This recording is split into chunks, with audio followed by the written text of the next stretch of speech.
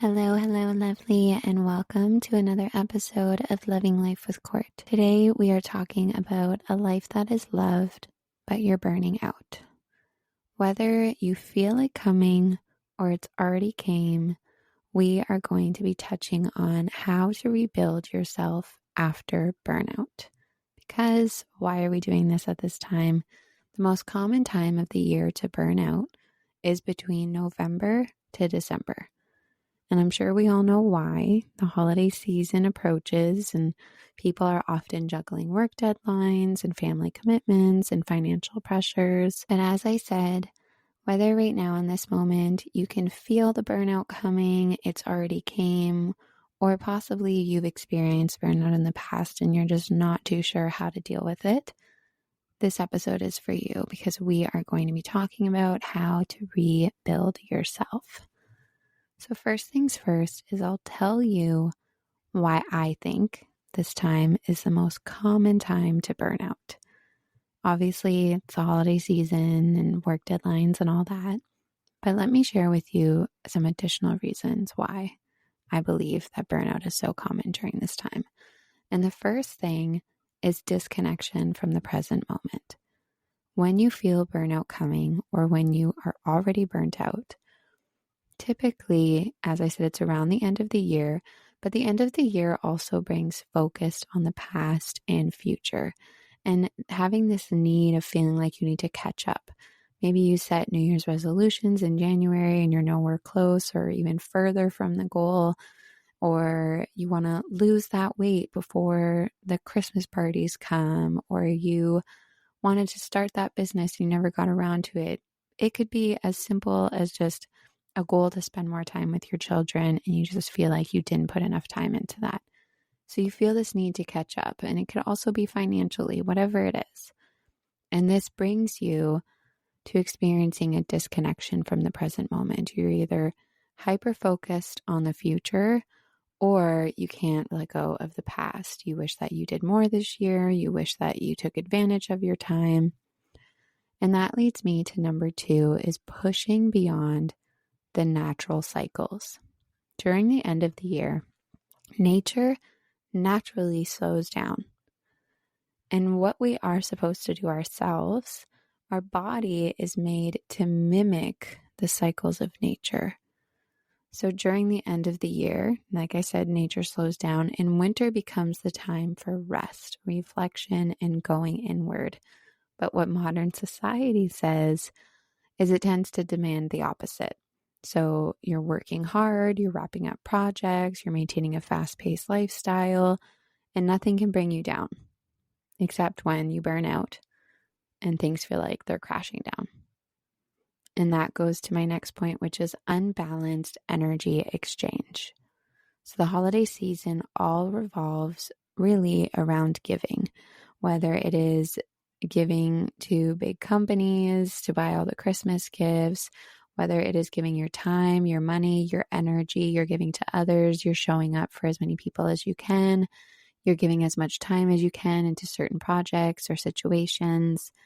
And what happens is you overextend yourself to meet these expectations and you have a lack of balance between giving and receiving. And this could be something that's not even just applicable to the holiday season. If you have spent the last year, the last 10 months, maybe even your entire life, constantly having this unbalanced energy exchange where there's a significant lack between giving and receiving, you're going to feel burnt out. There's no healthy balance in between what you give out and what you are receiving back to you. And this leads me to my last point, which is misalignment with the inner purpose. What this all stems down to, when you feel burnt out, when you feel like trying something new, when you're sick and tired of your life, when, things are just not working the way you want them to work and you want a big change, it's not necessarily the big change that you're craving. It's the alignment with your inner purpose. And as the year closes during this time, many people reflect on their achievements and their goals and their life trajectory. And there's a deep disconnect between what you've been doing and what you desire. And this results in a burnout. and is a sign that you may be living out of alignment of your higher purpose. So burnout doesn't mean stop, because that's what many of us end up doing when we're not able to catch the signs early. So you think, okay, I just have to stop doing everything. Stop doing the things I enjoy, stop doing the things that I don't enjoy, because when you feel burnt out, what's the point, right? It's how you feel. It's, I've done too much of maybe one thing, or I've done too much of everything, and I'm just burnt out. So it doesn't mean to stop. And I'll tell you what it does mean. It means to slow down, reflect, and realign. So you're not necessarily burnt out. You're misaligned. So let's talk about rebuilding yourself after misalignment. And we started today's episode with rebuilding yourself after burnout, but we're going to really dive into, especially if what I'm talking about with you resonates, rebuilding yourself when you've hit a block of misalignment. And the first thing, the main thing to do is achieve stillness and silence. And I know what you're thinking. Courtney, I do not meditate, or if I do, this is something I'm already doing. But that's not what I'm saying. Start each day with 5 to 10 minutes of complete stillness, in the silence, in utter silence. And I'm not talking about in your mind. I'm talking about what's around you. So no phone, no music, no people, no extremely comfy couch, massage chair, bed, sitting in silence, still. Because in the silence, your inner voice can finally be heard. You're finally able to take the opportunity to listen and understand what your body is craving, what your mind is craving, and why you are misaligned. So this really takes 5 minutes. If you can commit 5 minutes every day of complete stillness, let thoughts come through your mind. Make space for tension, for feeling uncomfortable, for pain, for judgment, for guilt, for fear. And our next point, and this is something that's talked about quite often when you're thinking about burnout or misalignment, is releasing what no longer serves you. So in this moment, the first thing that comes to your mind, identify one thing that drains your energy. It can be a habit, a thought, a relationship, even if it's the simplest thing as a thought, because typically our thoughts are the most complex. If you have a thought, if you have a habit, if you have a relationship that is not serving you, start with one thing, the first thing that came to your mind as I was asking you, and let it go. Make space for your thoughts. Make space for that silence, the time that you take 5 minutes during your day to listen to your inner voice and release what no longer serves you. And when you can do this, when you can achieve time of stillness, and there's no right or wrong way to do this. If you, for the 5 minutes, are struggling with sitting still, your mind is all over the place, this is the time that you need it most. You're misaligned, and it's time to align yourself by giving your body the time to do so and your mind to do so.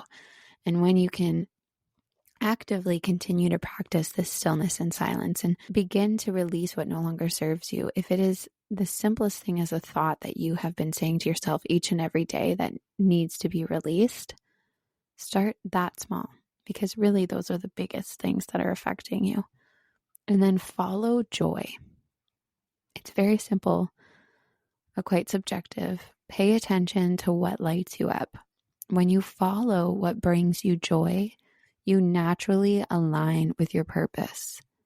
If you are not doing one thing every day that lights your fucking ass up, that makes you feel so good, that inspires you, that just motivates you, like you wake up and you're like, oh my God, I can't wait to do that today. It's time to connect with your inner self and figure out what is missing. And I'll give you the example for me. I wrote music my entire life. well, not my entire life, probably up until I was maybe 14 or 15. And it was something I did every single day, like from a very young age. And at school, I could not wait to go home and just write music. And then I let it go. It wasn't aligned with what I thought I wanted in life. At the time, I was a kid and thought I just wanted to party and live my best life and socialize and be the most popular girl around. But that did not align with my higher purpose. And that's a clear example of, are you doing the things that align with who you want to be? Not focusing on the past, not focusing on the future, but who do you want to be in this moment? And find things now. Every day I wake up, I cannot wait. I'm like that kid again. I cannot wait to turn on some instrumental music and find a good beat and write music to it. And when I can't do it, it makes me so sad that I didn't have time to do it that day. Not so sad, but you know what I mean? It brings me joy. It really lights me up. So pay attention to what lights you up. And when you follow what brings you joy, again, you naturally align with your purpose. So rebuilding yourself after misalignment, stillness and silence, release what no longer serves you, and follow your joy. Start that small, because that small is what makes the big changes. That's today's episode. I hope you enjoyed it. And a friendly reminder to not only be kind to others, but also to your beautiful, amazing self. I will see you on the next episode.